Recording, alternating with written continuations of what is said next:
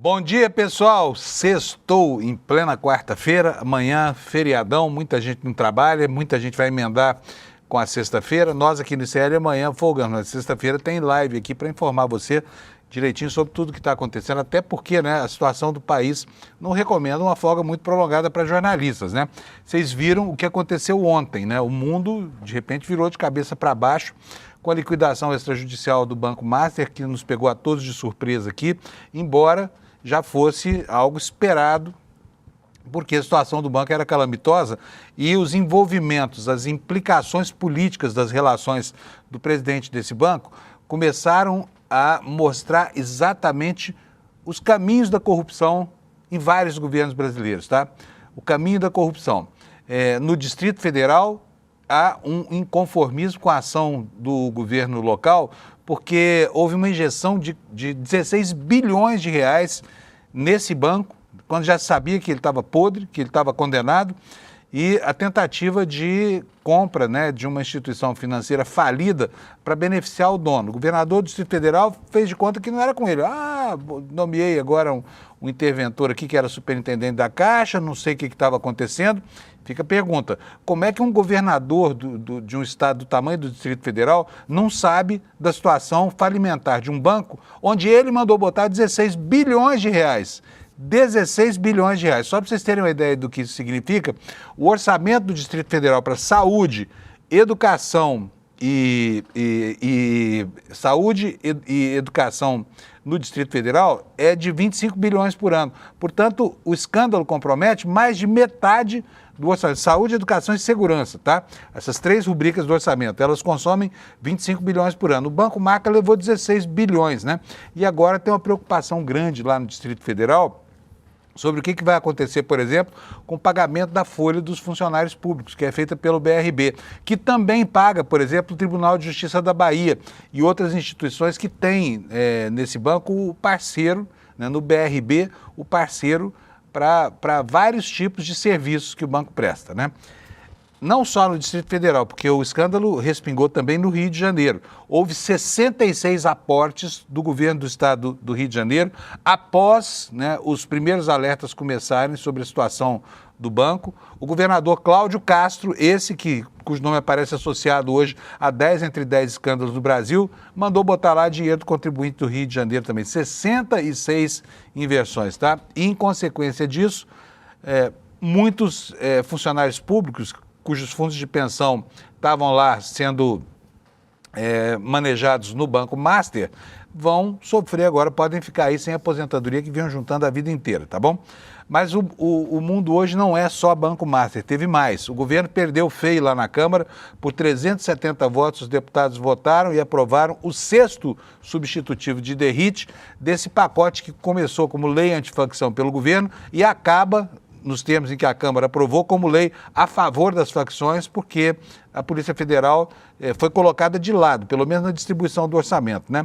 E a pretensão do derrite era pior ainda, é que ela foi sendo alterada ao longo do tempo e o prejuízo não foi tão grande quanto ele pretendia lá no começo, mas ainda assim é significativo e o que se espera agora, o que o governo espera, é que o Senado possa reverter alguns pontos desse pacote que são incompatíveis, por exemplo, com a perspectiva de dar combate mais eficaz ao crime organizado. A gente vai falar sobre tudo isso aqui, tá bom? O ministro Flávio Dino ontem rebateu o colega dele, o ministro André Mendonça, que disse que no Supremo se pratica ativismo judicial. E nos Estados Unidos, a Câmara dos Representantes aprovou rapidinho e depois o Senado ratificou o projeto que recebeu um apoio inaudito de última hora do Trump para a liberação dos arquivos de Jeffrey Epstein, né? E agora vamos ver como é que a opinião pública vai receber aquilo que está lá, né? E que durante tanto tempo o presidente dos Estados Unidos se esforçou em não permitir que fosse divulgado.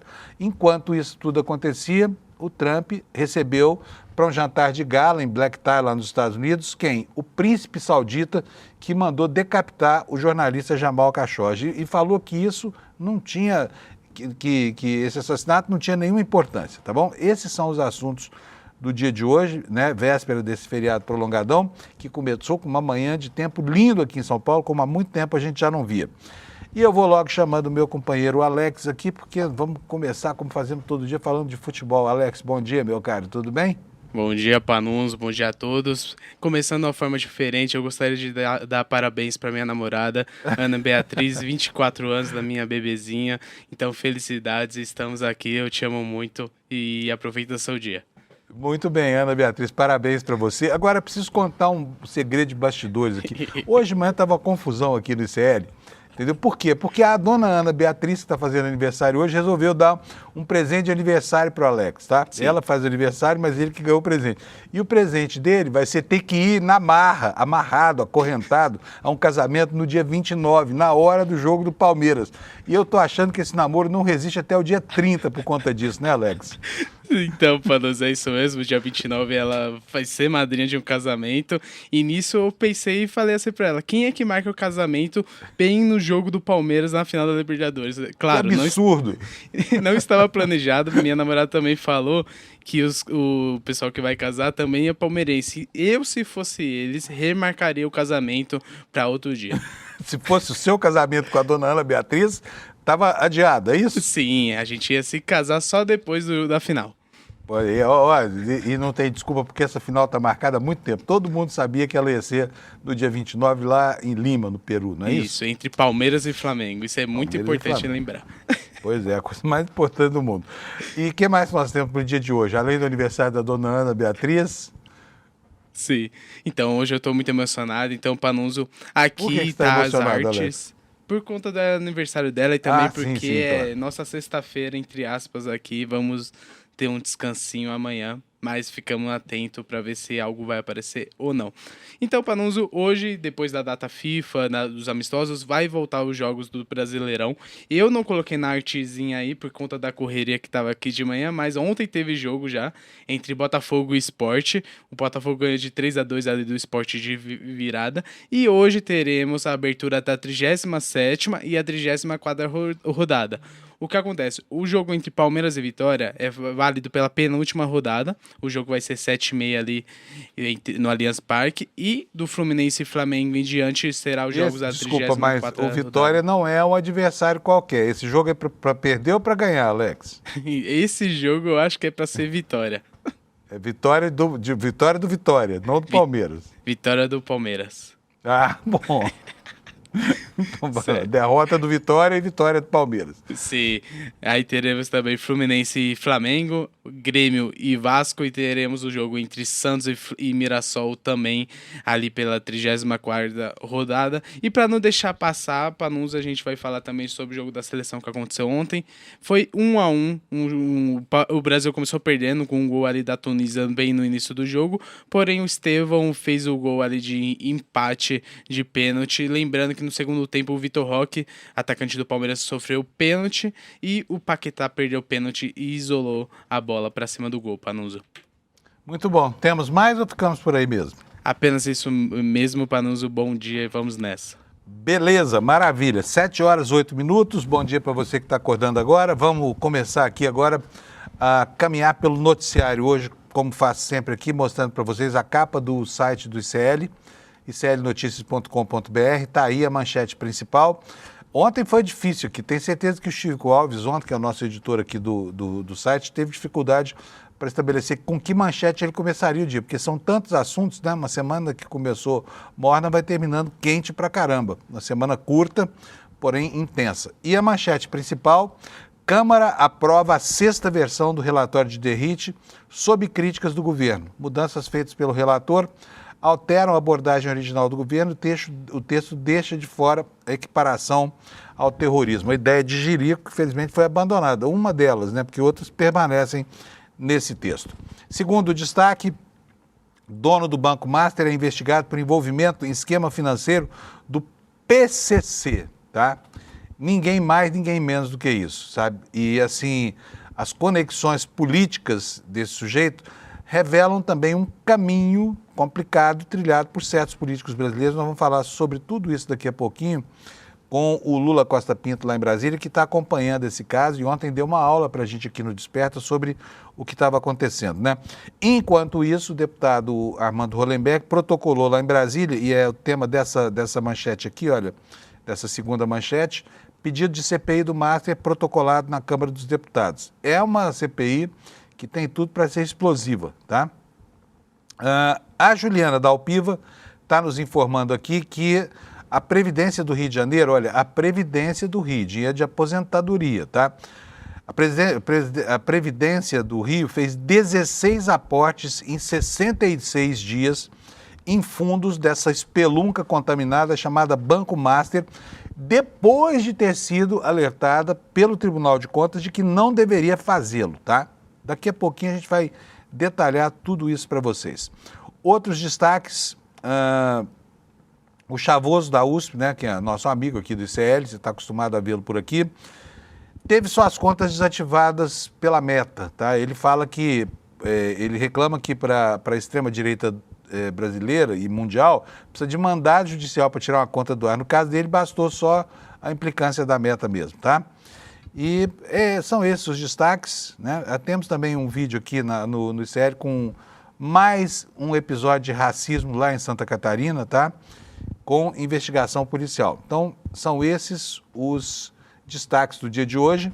E eu vou agora dar para você a condição da meteorologia, porque tem muita gente esperando para saber como é que vai ser o feriado. E ontem a notícia não era boa aqui para o Sudeste e Centro-Oeste, mas hoje melhorou, tá? A previsão do tempo melhorou, como está na moda, né? São Pedro mandou um substitutivo para deixar o nosso feriado um pouquinho mais alegre. Mesmo assim, olha, vocês estão vendo aqui, olha, esse aqui é o mapa da previsão do tempo para agora de manhã. Antes vamos ver aqui os avisos meteorológicos, como é que estão no mapa. Nós temos aqui 2 avisos severos, né? Avisos de perigo. Um deles aqui no sul do Amazonas, entre o sul do Amazonas e o norte de Rondônia, essa faixa toda aqui, olha, que vai lá do Tocantins até a fronteira do Brasil com a Bolívia, alerta de chuvas intensas. E temos um outro alerta aqui de chuvas intensas aqui no interior de Minas Gerais. Todo o coração de Minas, a região do quadrilátero, lá onde está a capital, né, o centro do estado, o sul, e também Rio de Janeiro e Espírito Santo nesse alerta, que também está sobre o estado de São Paulo, alerta de tempestade. Vamos ver o que é isso aqui? Vamos lá. Olha só, chuva de entre 30 e 60 milímetros de uma vez só, somando até 100 milímetros por dia, com ventos intensos que podem chegar a 100 km por hora, tem possibilidade de queda de granizo, risco de corte de energia, estragos em plantações, queda de árvore e alagamentos, tá? É a previsão do INMET para essa região toda aqui de Minas Gerais, São Paulo, Rio de Janeiro e Espírito Santo. E agora, pessoal, vamos ver aqui as temperaturas, como é que ficam, né? Como eu falei, hoje foi amanhã, estava friozinho, temperatura estava 16 graus na hora que eu saí da cama, às 4 horas da manhã, e hoje ela vai chegar a 26 graus aqui em São Paulo. Mas vamos conversar, como eu faço todo dia, aqui pelo sul. Porto Alegre hoje terá um dia de sol, máxima de 27 graus, dia começando com 15. Em Florianópolis, a temperatura vai a 24, pode ter chuva hoje, pancadas de chuva. Em Curitiba, temperatura máxima de 24 graus, com madrugada que chegou a 13. 26 graus de máxima em São Paulo, no Rio de Janeiro, 28. Em Vitória, 29 graus Celsius. Em Belo Horizonte, 29 graus, nuvens, pancadas isoladas de chuva, tá? Essa é a previsão, então, para o sul e para o sudeste. Vamos agora para o centro-oeste. Em Campo Grande, poucas nuvens, dia claro, 29 graus de máxima. Em Goiânia, 31 graus, nuvens no céu. Em Brasília, também nuvens, mas não fala em chuva a previsão, máxima de 29 graus, portanto, dia quente. Em Mato Grosso, 33 graus de máxima. Cuiabá terá um dia nublado hoje. E em Palmas, no Tocantins, 36 graus Celsius. Agora vamos para a região norte. Em Porto Velho, Rondônia, máxima de 32 graus. Aqui chove em todas as capitais, tá? Rio Branco também com 30 graus Celsius. Manaus com 34, Boa Vista 35. Em Macapá, 34 de máxima. Aqui a coisa começa a ficar quente. Olha, Belém lá, né? Com a COP meio fria, mas a temperatura está alta lá, 34 graus Celsius. Em São Luís, 33. No Forno do Brasil, Teresina, 33 graus também.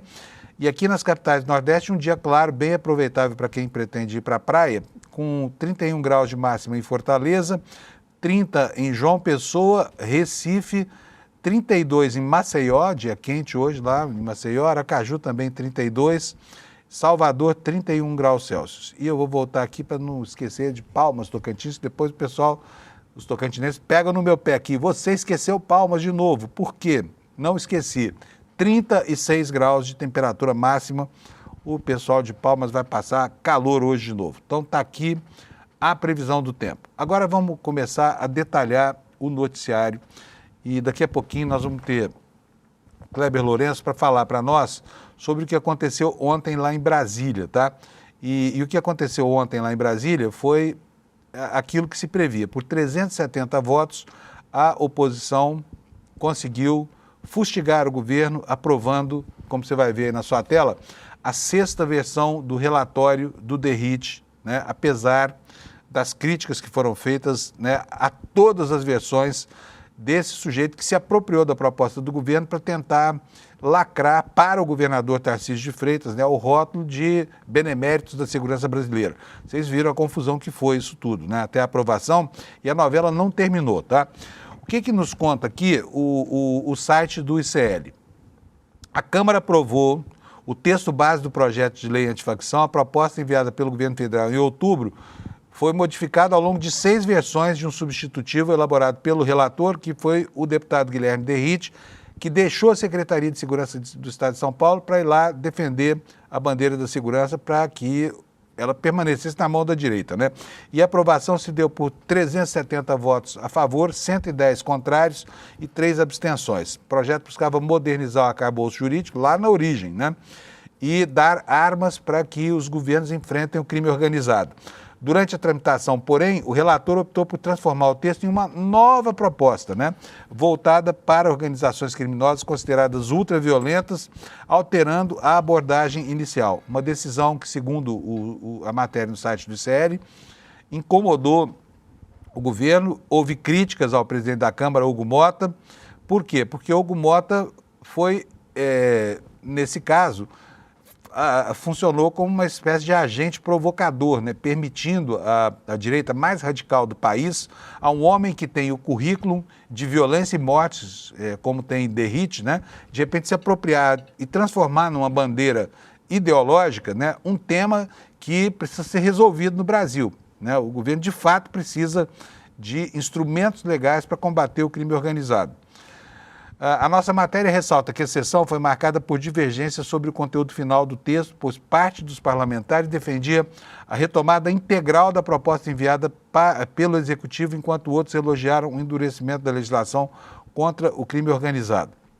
Esse texto cria novos tipos penais, cria o crime de domínio social estruturado, penas que variam de 20 a 40 anos para integrantes de facções que agem com muita violência, milícias ou grupos paramilitares.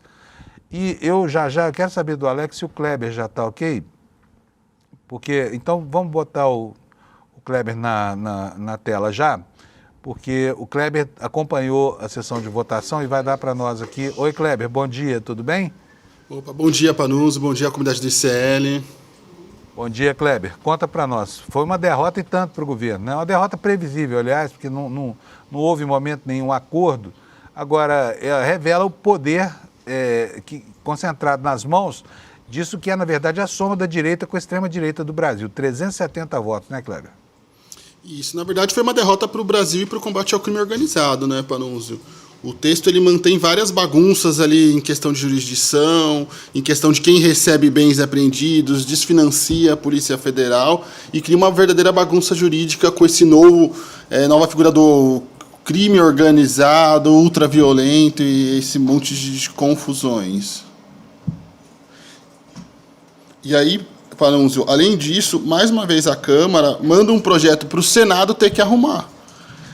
Desde a semana passada eu venho noticiando que senadores, como por exemplo Renan Calheiros e até mesmo Otto Alencar, já se articulam e conversam sobre a possibilidade de retomar o texto original do governo, que passou pela discussão de especialistas técnicos da pasta, passou meses ali em análise e avaliação, enquanto o texto do Derrite foram 6 relatórios em 10 dias, mostrando ali o tamanho da confusão desse texto.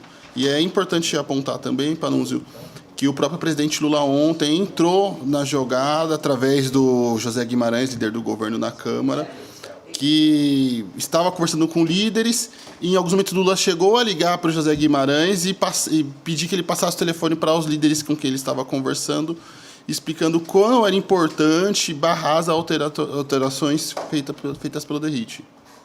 Ô Kleber, o que mudou nessa sexta versão?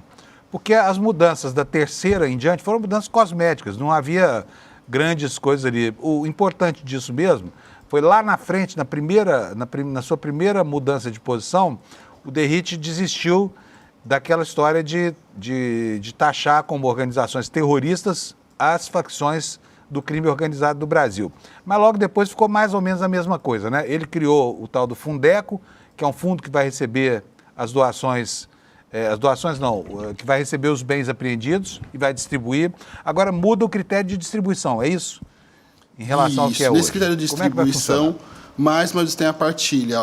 Casos que forem de amplitude estadual, os fundos vão só para as polícias estaduais e apenas em casos específicos os fundos vão para a Polícia Federal. Ou seja, como eu falei no começo, ele está descapitalizando a Polícia Federal. Por quê, hein, Kleber? Olha, é a pergunta que todos se fazem desde o primeiro relatório. A quem interessa prejudicar o trabalho da Polícia Federal, enfraquecer a Polícia Federal e criar uma verdadeira bagunça jurídica que pode afetar, inclusive, julgamentos já em andamento. Pois é algo que é muito estranho, porque, afinal de contas, a pretensão era fortalecer o sistema, integrar as polícias, né? Aumentar a colaboração, mas não foi o que se viu. Ao final do projeto DERIT, a Polícia Federal sai muito privada de fontes de financiamento importantes para que ela mantenha. Agora, o curioso é que isso aconteceu no dia em que a Polícia Federal desbaratou a quadrilha do Banco Master, né? Talvez haja uma relação até entre uma coisa e outra, ou não?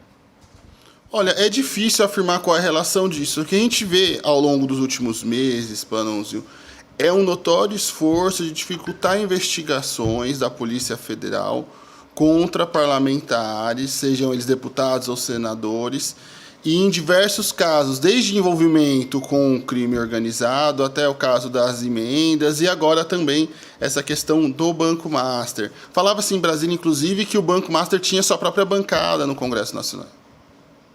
Pois é. Agora, ainda sobre esse projeto, eu quero falar aqui sobre um detalhe especificamente que ficou muito mal parado. É o seguinte, desde 2019, que quando é decretado o perdimento de bens apreendidos com, por exemplo, traficantes de drogas ou facções, esses bens podem ser liquidados, podem ser leiloados e o dinheiro arrecadado vai financiar ações contra o crime organizado. Hoje, a distribuição desse recurso é feita pelo tipo penal. Então, se o tipo penal é de um crime federal investigado pela Polícia Federal, o dinheiro vai para a Polícia Federal. Se o crime é um crime estadual, o dinheiro vai para a Polícia Estadual. Mas o DERIT transformou isso da seguinte maneira. Quem faz a investigação, o titular da investigação, é que leva o dinheiro desses bens arrecadados. Não é isso, Kleber? Agora, o mais importante de tudo é o seguinte, desde 2019, a perda desses bens, o perdimento dos bens pode ser decretado antes do trânsito em julgado. Por quê? Porque até aqui, antes de 2019, quando, por exemplo, um avião era apreendido com um traficante, o processo demorava anos. E até que o perdimento fosse finalizado, depois do processo concluído, a aeronave muitas vezes perdia completamente a sua função. Por quê? Ela era carcomida pelo tempo, né, Kleber? Agora não. Agora, de novo, o DERIT fez com que tem que se aguardar o trânsito em julgado. Quer dizer, muda aquilo que se conseguiu a partir de 2019, que vinha funcionando, para dificultar o perdimento de bens apreendidos com criminosos. Realmente não dá para entender qual é a pretensão do DERIT. Se é outro projeto a favor do crime organizado, como foi, por exemplo, o PL da bandidagem, ou se isso era realmente um projeto para dotar o país de ferramentas para combater o crime organizado, né, Kleber? Exatamente. Ontem, durante a entrevista no N1, a gente conversou com o secretário de Assuntos Legislativos do Ministério da Justiça, o Marivaldo Pereira, e eu, falando com ele na entrevista, bati nesse ponto também, de que o texto do DERIT, seja ele a quinta ou a sexta versão, dificultam a apreensão de bens. Então, veja, é mais um empecilho ao combate ao crime organizado. O que vai acontecer, Panunzio, é que esse texto vai para o Senado e, mais uma vez, o Hugo Motta vai criar um embaraço para a Câmara dos Deputados e para os deputados. Isso todos eles, seja de esquerda, de direita, a sociedade vai acabar colocando a Câmara num balaio só. E o Senado vai ficar ali como uma casa mais madura, mais séria e mais preocupada com os problemas do país. Uma sinalização, por exemplo, importante em relação a isso é que o Senado já indicou o senador Alessandro Vieira como relator desse projeto na casa. E ele já tem uma fama de ser um parlamentar mais técnico, pouco estridente, de fala mais contida. E isso já é uma articulação do próprio Davi Alcolumbre para, mais uma vez, colocar a pecha da Câmara dos Deputados de a casa da baderna, a casa da bagunça.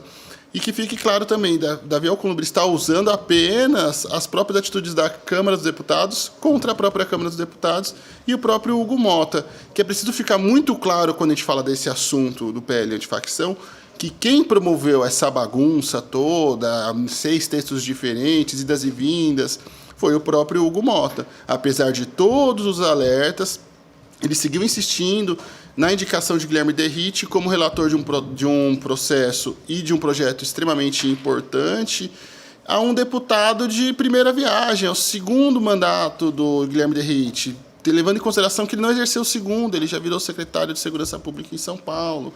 Ele não foi também um parlamentar muito relevante, apesar de ter sido em breve momento líder do governo Bolsonaro, não apresentou e não trabalhou pautas importantes ou discussões importantes da sua passagem na Câmara. Olha, o senador Alessandro Vieira está prestigiado, né? Porque foi, enfim, a confirmação dele na relatoria desse projeto coloca nas mãos dele uma definição muito importante. Quem é o Alessandro Vieira? O Alessandro Vieira é professor de Direito, foi delegado da Polícia Civil, né? Ele é um policial e ele é um parlamentar que transita ali na centro-direita, mas não é considerado um inimigo do bom senso do Congresso, que é bom, né? Então, quer dizer, a escolha dele e do Contarato também, né?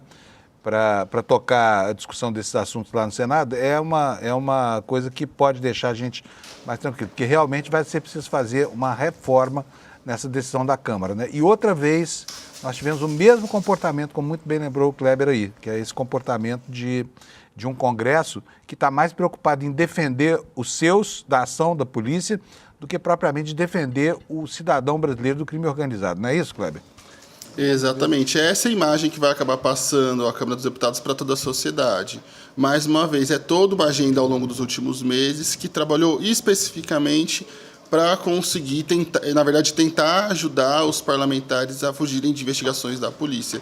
E agora, no caso do PL antifacção, inclusive ajudar faccionados a fugirem das consequências da justiça. Muito bom, Kleber, tá ótimo.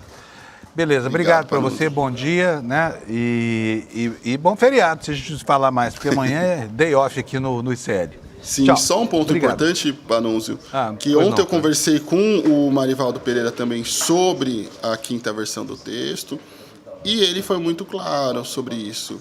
Kleber, esse texto beneficia o crime organizado. Acho que vale a gente ficar com essa observação do secretário Marivaldo. Muito bom. Quer dizer, muito bom, não muito ruim, né? Valeu, mas é Kleber. isso, Panunzio. Obrigado à audiência do CL e um bom feriado a todos. Para nós. Tchau, Kleber. Tchau. Gente, vamos falar agora do escândalo do dia, Banco Master, né? O Banco Master criou uma master confusão no Brasil, favas contadas, porque quando o assunto, né, a liquidez de um banco, passa da editoria de economia para a editoria da política, é sinal de que algo está acontecendo no horizonte, tá? O que aconteceu foi o seguinte: esse banco vinha em situação muito complicada, mesmo pré-falimentar, como se viu, e o Vorcaro, que é um empresário muito articulado politicamente, acabou envolvendo, né, o poder público, para tentar salvar lá o seu butim. Por quê? Ele, banqueiro irresponsável, pagava para trazer dinheiro para o seu banco taxas que iam até 150% do CDI, que é o que os bancos pagam uns aos outros para tomar dinheiro do fechamento do expediente bancário. Então, ele pagava isso, mas ele não tinha como repor esse dinheiro e acabou acumulando aí um passivo gigantesco, um passivo que ninguém sabe exatamente quanto é, fala-se em 12 bilhões, mas só no Distrito Federal tem investimentos ali de 16 bilhões de reais, contas de previdência, fundos de pensão, enfim, uma confusão louca. E agora se sabe que o lobby dele era forte e 2 governadores estão aí pendurados, né, na mira de serem investigados pela Polícia Federal por causa do envolvimento com esse empresário desonesto que tentou entregar para a viúva a conta do negócio ruim que ele fez para o país, tá? E agora se sabe que o dinheiro que ele esperava amealhar para tentar salvar a sua instituição não vinha só da corrupção do poder público, podia vir também do PCC, e é sobre isso que nós vamos falar agora. Eu quero que o Alex mostre para a gente aqui a capa do ICL, tá aqui, olha. A manchete que eu quero mostrar para vocês é essa: dono do Banco Master é investigado por envolvimento em esquema financeiro do PCC. Olha só de onde é que vem o dinheiro dessa gente, tá?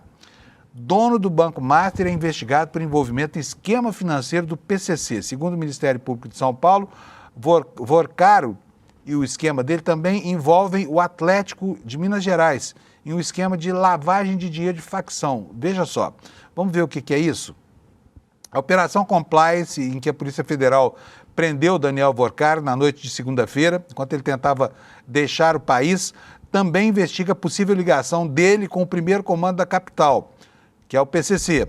Segundo o Ministério Público de São Paulo, o dono do Banco Master envolveu o Atlético de Minas Gerais em um esquema para lavar dinheiro dessa facção criminosa. Em 2023 e 2024, ele investiu 300 milhões de reais no Atlético para adquirir 29,6% da Galo Holding S.A. É a empresa que controla 75% das ações da Sociedade Anônima de Futebol, a famosa SAF, né, que mantém o clube. Os recursos foram aportados por meio do Galo Forte Fundo de Investimentos em Participações, que, por sua vez, recebeu dinheiro de outros fundos de um arranjo do tipo fundos de fundos, né? Chama FOF, a sigla disso, em que fundos investem em outros fundos e não diretamente em ativos econômicos. A informação foi publicada pelo repórter Marco Aurélio Neves, do jornal O Tempo, lá de Minas Gerais. O capital do Galo Forte FIP tem origem em fundos Olaf 95 e Hans 95. Esses fundos são administrados pela REAG Investimentos. Essa REAG foi alvo, né, da Operação Carbono Oculto da Polícia Federal. A gente falou bastante sobre essa REAG aqui com vocês nas últimas semanas. Segundo as investigações, esse fundo Olaf 95 transferiu 15 bilhões a um outro fundo, o fundo Astralo, que diversificou operações em 35 fundos, entre eles esse do Atlético lá, que se chama o Galo Forte. Desde a criação em 2023, o Galo Forte FIP investiu exclusivamente na Galo Holding S.A., com aporte de 100 milhões no primeiro ano, 200 milhões no segundo. Para o Ministério Público Paulista, essa estrutura foi usada por Vorcaro para ocultar patrimônio e lavar grana do PCC, replicando o mesmo padrão identificado na Operação Carbono Oculto, né? Essa operação desarticulou um esquema bilionário de lavagem de dinheiro da facção no setor de combustíveis, que alcançou o mercado financeiro formal. Ao todo, 49 postos de gasolina foram intentados só no Piauí, em terra de Ciro Nogueira, que está bastante implicado nessas histórias todas aqui, tá? Segundo a Secretaria de Segurança Pública do Piauí, as irregularidades começaram a ser percebidas em 2023, depois da compra da rede de postos HD por investigados desse esquema de lavagem de dinheiro do PCC. Pergunta ao Alex se o Lula já está por aí. Então vamos botar o Lula na tela, porque o Lula é o nosso mestre aqui de Banco Master. Bom dia, Lula. Tudo bem, Lula? Bom dia, Fábio. Como estamos? O dia começou cedo aqui com as fontes, entendeu? Opa, tirando então, gente da cama, né? Em razão... Pois não, acho que as pessoas nem dormiram. Alguns deles nem dormiram. Tem gente tomando Rivotril de balde aí em Brasília, né, Lula? Exatamente. Ô, Lula, deixa eu começar. Eu vou fazer uma perguntinha aqui para você. É o seguinte, era favas contadas. Todo mundo sabia que esse banco estava quebrado.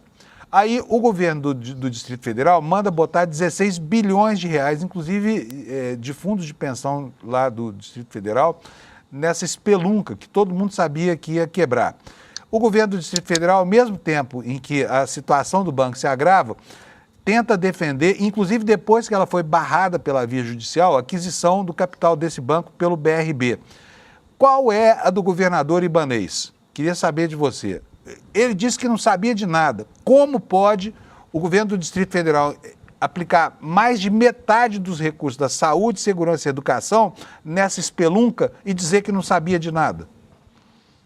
Ô, Fábio, não é apenas o governo aplicar essas verbas no BRB. É ele ter, ao longo dos 7 anos, né, de mandato que ele já tem, ele ter usado o BRB como o instrumento de projeção, né, de todas as pautas, né, dele como governador. E também de ter espraiado um poder de operação financeira para estados como Tocantins, Goiás, aqui em torno do Distrito Federal, porque ele que operava, né, e segue operando pelo BRB as folhas de pagamento desses governos estaduais e trabalha com as aplicações financeiras dos fundos de previdência que agora estão em investigação.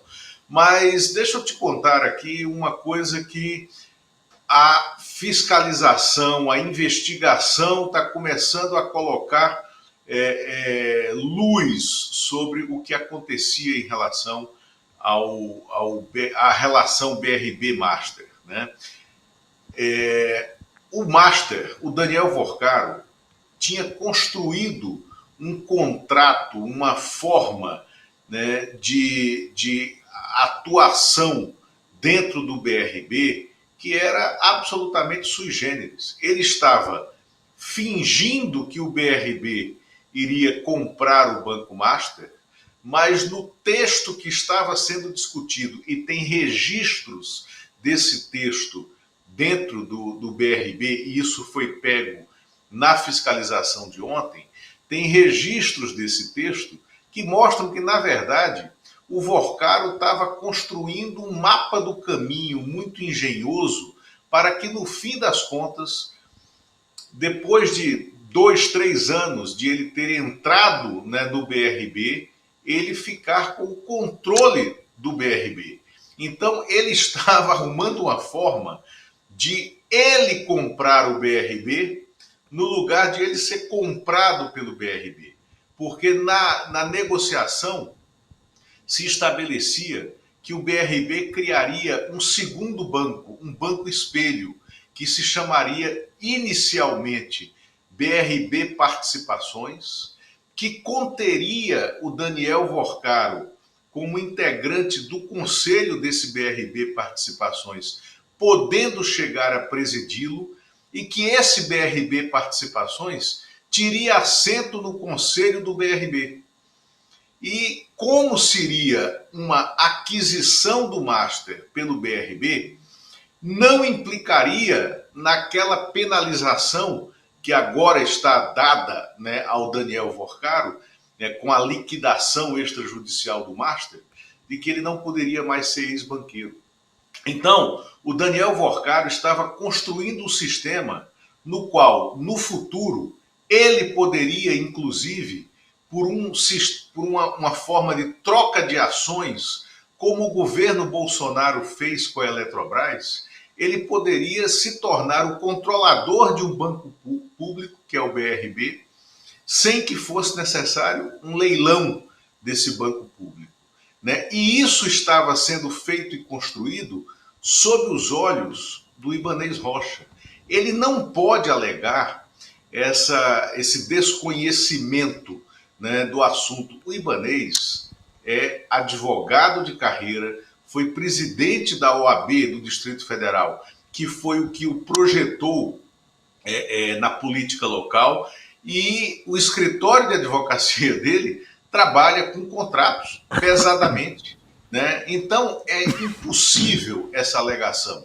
Agora tem algo mais grave, porque a Celina Leão, que é a vice-governadora dele, não só sabia de tudo, como ela era a personalidade que conduzia o Daniel Vorcaro e os seus padrinhos políticos, Ciro Nogueira, Arthur Lira, Antônio Rueda, todos muito próximos da própria Celina, dentro dos corredores do governo do Distrito Federal e do BRB, né? Até para convencer o Paulo Henrique Costa, né, de que esse negócio tinha que ser feito. Lembremos mais uma vez, o Paulo Henrique Costa, que está dando todos os sinais, é o ex-presidente, presidente afastado do BRB, que está voltando dos Estados Unidos, ele está dando todos os sinais para os seus advogados e para os seus amigos privados de que topa falar para contar qual foi o caminho dessa proposta do Master dentro do BRB. E eu sei que você ouviu há pouco o Chico Vigilante, né? Tem uma CPI do Distrito Federal, da Câmara Legislativa já pedida. Eu começaria essa CPI chamando o Paulo Henrique Costa, que é um tema supostamente local, é um tema nacional, mas é um tema supostamente local, para sentar na cadeira de depoente, né, e começaria a CPI pedindo que o Paulo Henrique Costa contasse a história da relação Master-BRB. Agora tem mais um dado aqui federal, que acabaram de me passar. Primeiro que o Gabriel Galípolo, né, presidente do Banco Central, que foi quem resistiu desde lá atrás, ainda quando era diretor do Banco Central, né, da administração do Roberto Campos Neto, ele já resistia, né, a esse assédio do Daniel Worcaro dentro do Banco Central. E essa operação de ontem só saiu pela insistência do Gabriel Galípolo de manter a rigidez do sistema financeiro. Agora, lá dentro do Banco Central, há uma disputa interna de espaço, né, entre o diretor de fiscalização do Banco Central, que é o Ailton Aquino dos Santos, que inclusive entrou no Banco Central no mesmo dia, né, e na mesma sabatina do Galípolo. O Ailton de Aquino dos Santos, que é funcionário de carreira do Banco Central e diretor de fiscalização, ele teve uma reunião remota, por videoconferência, na segunda-feira à tarde, entre 1h30 da tarde e 2h10 da tarde, com o Daniel Worcaro, que essa reunião foi mantida, foi uma reunião gravada.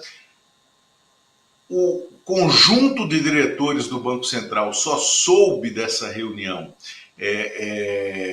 depois que ela ocorreu, mas ela estava na agenda.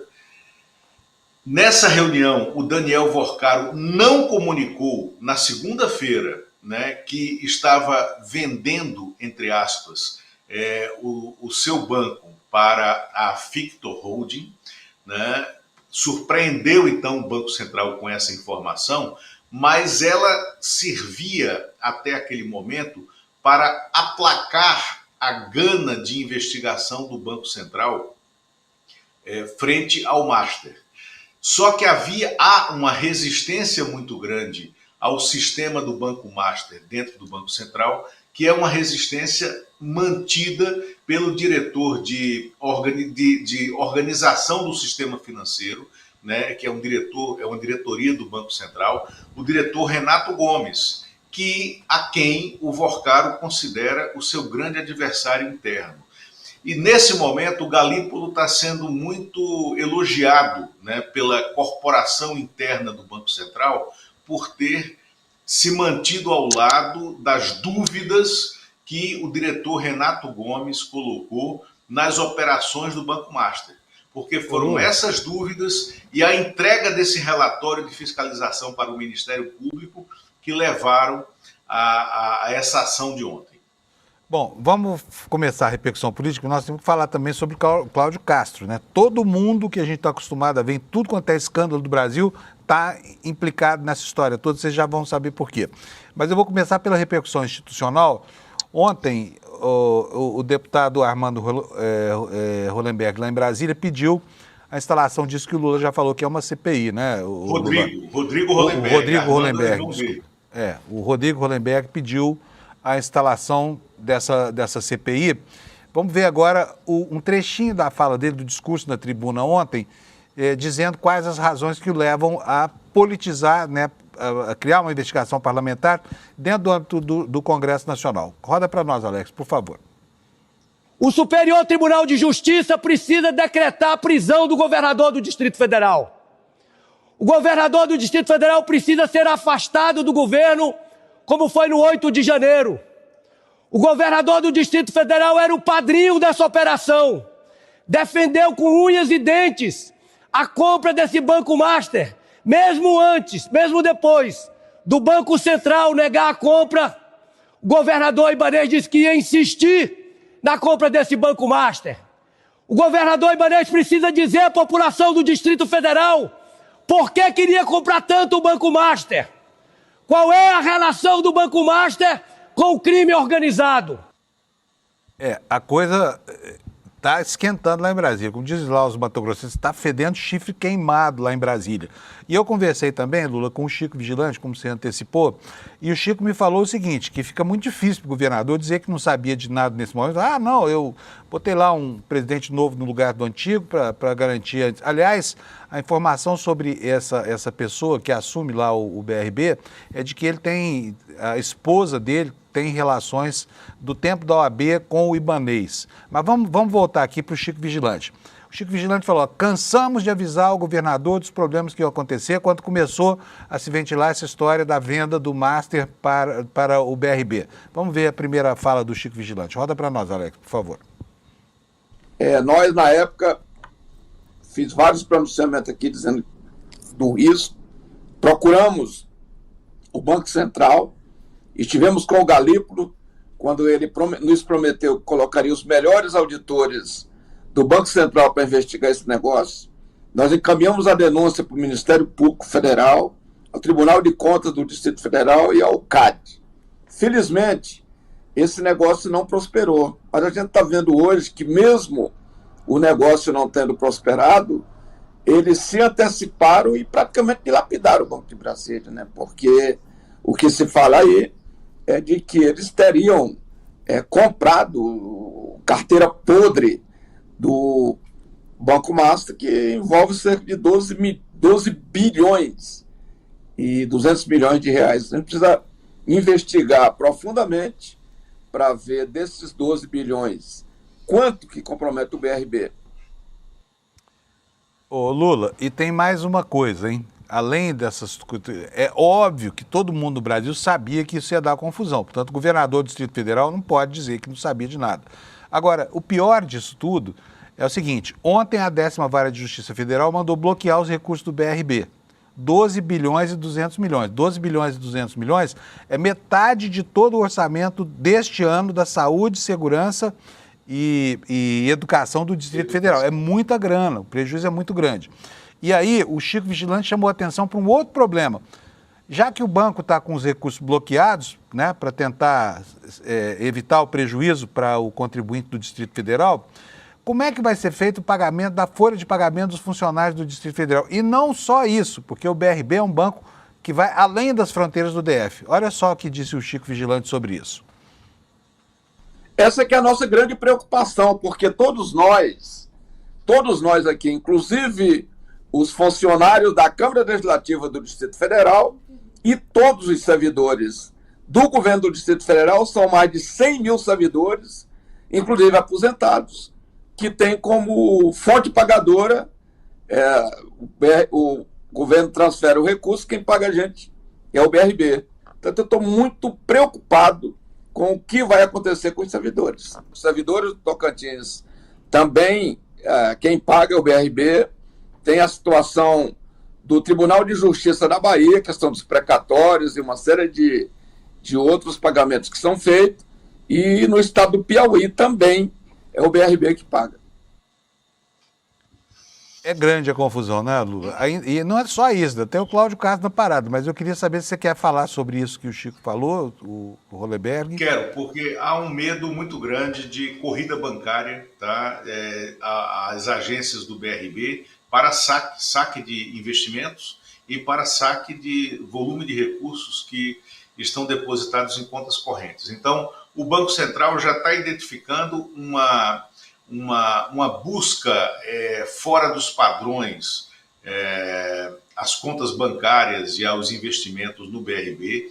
Isso é preocupante, porque aí o Banco Central teria que administrar dois tipos, né, de corridas às contas, do Master e do BRB.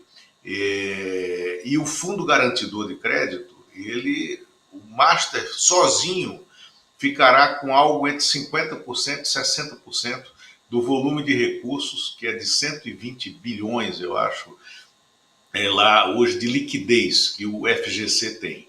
Então tem essa preocupação, e é por causa disso que o tema de possível federalização do BRB não saiu da pauta do Banco Central, vai ficar no curso dessa observação ao longo dos próximos dias, e eu te digo aqui com alguma rodagem aqui em Brasília, eu acho que o BRB será federalizado. Se ao final dessa federalização ele vai ser devolvido ao governo do Distrito Federal, ou ele vai ser privatizado, ou ele vai ser incorporado por outro banco estatal, Banco do Brasil ou Caixa Econômica, não sei. Mas nesse momento, até para conter essa advertência que o Chico Vigilante fez, né, porque ela está gerando uma corrida bancária ao BRB, né, o tema da federalização, para dar segurança ao sistema, está posto. Lula, agora vamos falar, estamos falando aqui que o BRB vai além das fronteiras do Distrito Federal. E vamos para o Rio de Janeiro agora ver as implicações lá, porque o Cláudio Castro também andou botando dinheiro a rodo no Banco Master, né? Está aqui a manchete, quero mostrar para vocês. Olha aí, Previdência do Rio fez 16 aportes em 66 dias, isso a despeito, apesar de o Tribunal de Contas do Estado ter obstado é matéria do Igor Melo na coluna da Juliana Dalpiva. Eu vou ler aqui um trechinho, depois o Lula comenta. A Rio Previdência, Fundo Previdenciário do Rio de Janeiro, fez 16 aportes em fundos ligados ao Banco Master entre 20 de maio, outro dia, hein, e 25 de julho. O assunto estava na pauta já. Um intervalo de 66 dias apenas. Aportes que somam mais de 1 bilhão e 100 milhões de reais. Eles ocorreram mesmo depois que o TCE do Rio de Janeiro publicou um acórdão apontando graves irregularidades na relação da autarquia com os produtos do Master. O Banco Master foi alvo da operação. Esses aportes foram realizados em 3 fundos ligados ao Master. Arena Fundo de Investimento, renda fixa, 662 milhões. Revolution Fundo de Investimentos de Renda Fixa, 401,4 milhões. Fundo de Investimento em Ações, 100 milhões, tá? E aí está aqui a informação de que a Rio Previdência ignorou o ofício. Em acordo publicado em 8 de outubro, a conselheira do TCE, Mariana Montebello Willeman, afirmou que o diretor-presidente da Rio Previdência, Davis Marcon Antunes, ignorou o ofício enviado pelo tribunal, alertando para o risco pessoal para os tomadores de decisão que insistissem em manter aportes irregulares no Fundo Master. A conselheira disse o seguinte, olha, a falta de manifestação sobre tal comando, aliada à continuidade dos aportes em 2025, revela, no mínimo, falta de prudência dos membros da alta gestão da Rio Previdência e reforça a necessidade de tutela inibitória imediata. Não adiantou, tá? Não adiantou o aviso. Agora, pergunto para você, Lula, de onde saem tantas injunções políticas desse forcário? Ele operava na sombra, mas ele tinha uma ascendência sobre gente de alto coturno da política brasileira. Como isso? Não só de gente de alto coturno da política brasileira, sobretudo de coturno, tá? A turma que usava coturno, porque ele teve uma ascensão muito grande, muito rápida no governo Bolsonaro. Agora, ele era pluripartidário, tá? Então, ele reuniu no conselho, eu vou te dizer como. O cargo de conselheiro de uma empresa privada do porte de um Banco Master rende a um conselheiro que não tem funções executivas um jeton de 30 mil, 40 mil reais, né, em média, para ter presença nesse conselho sem funções executivas. Daniel Vorcaro topava pagar 250, 300 mil reais por mês para um aconselhamento como esse, né? E aí ele conseguia amealhar, né, diversos conselheiros, diversos consultores sem coloração partidária. Agora, a turma que pegava na mão dele mesmo para abrir portas em Brasília, essa turma era a trinca.